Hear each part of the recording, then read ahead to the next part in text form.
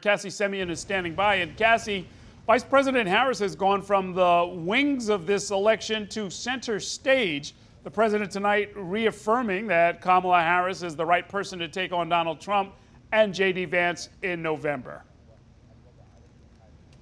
Yeah, and this is something we've heard from the president since he decided to step aside on Sunday with that social media post shortly after endorsing Harris to be his successor at the top of the Democratic ticket. We heard it on Monday when he called in to his Wilmington headquarters when she was addressing those there and saying that she is the right person to take the reins at this moment and that he hopes his supporters will rally around her and support her as the nominee. But for those who aren't familiar with Kamala Harris, though she is our vice president, we took a look at her political career so far. Kamala Davy Harris, do solemnly swear.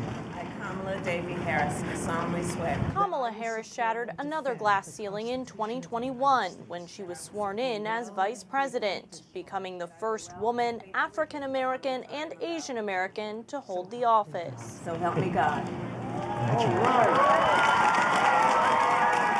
It was one more first in a political career that has broken barrier after barrier. Kamala Davy Harris was born in Oakland, California. Her parents were university professors. Her mother was born in India, and her father was Jamaican American. She lived in Indiana and Montreal before attending Howard University and the University of California Hastings School of Law. Harris began her legal career as a prosecutor in Alameda County. In 2003, she ran her first campaign and won, becoming San Francisco's district attorney. She parlayed her work there to win election as California's attorney general in 2010 and again in 2014. The first woman, African American, and South Asian American to hold the position. Harris often speaks about her time as a local prosecutor and state attorney general in drawing contrasts with former President Donald Trump. I took on perpetrators of all kinds. Predators who abused women, fraudsters who ripped off consumers, cheaters who broke the rules for their own gain. So hear me when I say, I know Donald Trump's type. In 2017, Harris became the first black woman elected to represent California in the U.S. Senate and just the second black woman to serve in the chamber. As a member of the Judiciary Committee, Harris became known for her tough questioning of then-President Trump's nominees to the Supreme Court. Yes or no? Well, is there a person you're talking about? I'm asking you a very direct question, yes or no? After less than a full term, Harris launched a campaign for president, but dropped out of the 2020 race before any votes were cast. After securing the nomination, Joe Biden chose her to be his running mate. Soon after they took office, Biden asked her to address the root cause of migration. Her office points to billions of dollars of aid to El Salvador, Honduras, and Guatemala to improve conditions there. But Republicans say she bears responsibility for the surge of migrants at the southern border. As vice president, Harris has been the face of the Biden administration's fight to protect reproductive rights after the Supreme Court ended the right to an abortion. They have turned back the clock to the 1800s to take away a woman's most fundamental right. She also has been out front in addressing college debt forgiveness. We forgave student loan debt for more than 5 million Americans. And Errol, just to give you a sense of what is happening here at the White House, I don't know if you could hear those cheers over my shoulder. It seems like they're coming from the South Lawn.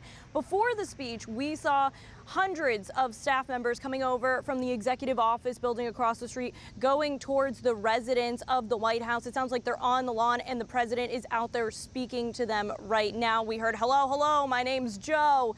And, you know, his kind of familiar tagline as he walks into a political rally. That's the kind of sense of jubilation here at the White House. These people love Joe Biden. This was a hard decision. You could hear it in his voice in that speech, what a difficult decision this was for him to make, but how proud his staff is of that decision and how proud they are to support Vice President Harris as she embarks as the leader of the Democratic ticket. Yeah, very interesting. Important to keep in mind, there are hundreds of people who thought they might be there for another 4 years.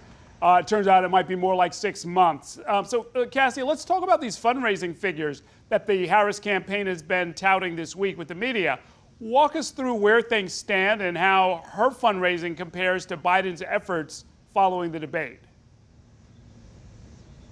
Yeah, so we got a memo from the Harris campaign this morning saying that since Sunday, the campaign has raised $126 million. To give you some comparison there, President Biden brought in $127 million in June, while Trump brought in just shy of $112 million. Some really eye-popping numbers for a two-day period. They're also really hyping up the amount of volunteers that they've been able to recruit in such a short time period. We're hearing that over 100,000 people have signed up to volunteer since Sunday for Harris's campaign, and that over 2,000 have actually applied to work full time for the campaign. So those are some numbers that they're really pushing out, that they're really proud of. Whether or not that momentum can continue forward, we'll have to wait and see. But some really strong numbers out of the gate for Harris and the Harris campaign just in its first week.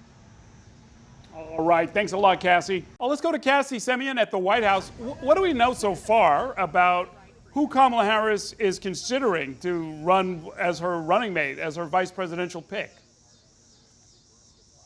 So the Associated Press is reporting that about a dozen people are potentially under consideration. Whether or not they've all received vetting material, some of them are remaining coy, but some of the big names that we've been hearing over and over again include Pennsylvania Governor Josh Shapiro, North Carolina Governor Roy Cooper, Kentucky Governor Andy Beshear, Illinois Governor J.B. Pritzker, Arizona Senator Mark Kelly, and Transportation Secretary Pete Buttigieg. Again, this is just a partial list, but the vice president's office and her campaign are hoping to have this vetting process completed and a vice president selected for her to be on the ticket, full ticket completed for the convention by August 7th. And the convention is now coming up less than a month away, so the clock is definitely ticking. You're also going to see a lot of consideration on where these potential nominees for vice president come from. Are they from a swing state like Pennsylvania, like North Carolina? Are they someone who has experience running on the presidential stage, such as Pete Buttigieg, who served in the cabinet for the Biden-Harris administration, has been a really strong messenger over the last 3.5 years? Are you looking at someone like Mark Kelly, also from a swing state of Arizona, but also with a strong defense background? Those are some of the things that are being tossed around here in Washington as to what might be on the table in consideration for Kamala Harris when she is picking her running mate. Okay, thank you very much for that, Cassie. Cassie Semien, your thoughts? I think it's the president's ability to help pull the country out of the COVID-19 pandemic, helping to get shots in arms, helping to recover the jobs that were lost. And just as someone from Scranton, Pennsylvania myself, I can honestly say that there was a lot of concern about Biden's age at the top of the ticket, but he is a highly beloved figure in Pennsylvania. I've been talking to a lot of people back home, and they say they're glad to see him step aside and pass the torch to Kamala Harris, but that they are also very appreciative of the last 3.5 years. Okay.